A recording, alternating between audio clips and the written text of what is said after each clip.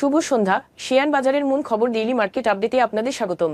সূচক আজ রেড জোনে শেষ হয়েছে এবং 13.97 পয়েন্ট বা 0.27% হ্রাস পেয়ে 5,205 পয়েন্টে স্থির রয়েছে। বাজারে লেনদেনের পরিমাণ ছিল 416 কোটি টাকা, যা আগের দিনের তুলনায় 31.87% বেশি।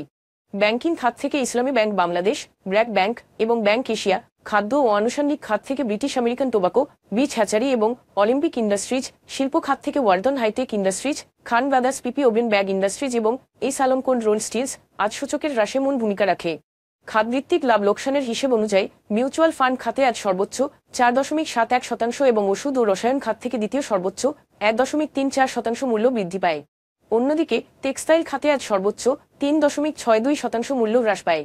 মূল্য হ্রাস পাওয়া শীর্ষ 20-এ আজ টেক্সটাইল খাতে 18টি করে কোম্পানি রয়েছে। বেক্সিমকো ফার্মাসিউটিক্যালস, এনসিসিবিএল মিউচুয়াল এবং শাইনপুকুর সিরামিক্স আজ সর্বোচ্চ লাভ করেছে, যেখানে beach hatchery, Haqqani pulp and paper mills এবং ভিএফএস থ্রেড ডাইন আজ সর্বোচ্চ মূল্য হারায়।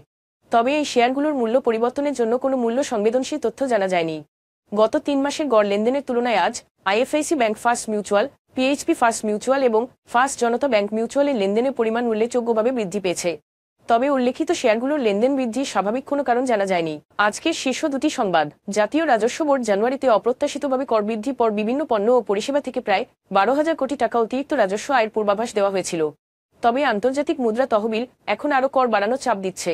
বাংলাদেশ আগামী অর্থবছরে কর ছাড় কমিয়ে ও করের হার বাড়িয়ে অতিরিক্ত 57,000 কোটি টাকা সংগ্রহের দাবি সংস্থাটির। তবে দেশের বর্তমান অর্থনৈতিক চ্যালেঞ্জগুলির মধ্যে রয়েছে অর্থনীতি মন্থর প্রবৃদ্ধি, উচ্চ মুদ্রাস্ফীতি, উৎপাদন সংকট ও কর্মসংস্থানের স্থবিরতা সহ দুর্বল ভোক্তা চাহিদা এবং সীমিত কর্মসংস্থান।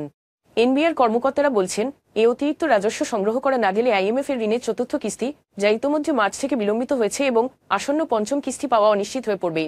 বাংলাদেশ ব্যাংকের তথ্য অনুসারে বাংলাদেশের শীর্ষ 10টি ব্যাংক সম্মিলিতভাবে 41,129 কোটি টাকা মন্দ ঋণ মওকুফ করেছে, যা দেশের ব্যাংকিং খাতে মোট মওকুফ করা ঋণের প্রায় অর্ধেক। ঋণ মওকুফের এই বৃদ্ধির কারণ হিসেবে রয়েছে অনাদায়ী ঋণ আদায়ের পরিমাণ বৃদ্ধি এবং কেন্দ্রীয় ব্যাংকের ঋণ মওকুফ নীতি শিথিলকরণ। পর্যবেক্ষকরা ঋণ মওকুফের এই প্রবৃদ্ধি ব্যাংকগুলির ঋণ অনুমোদন পদ্ধতি, ঝুঁকি ব্যবস্থাপনা এবং সম্ভাব্য রাজনৈতিক পরিবর্তন নিয়ে গুরুতর উদ্বেগ প্রকাশ করেছেন। আজ এ পর্যন্তই। আগামীকাল আবার আসবো শেয়ার বাজারের নানা আপডেট নিয়ে। ধন্যবাদ।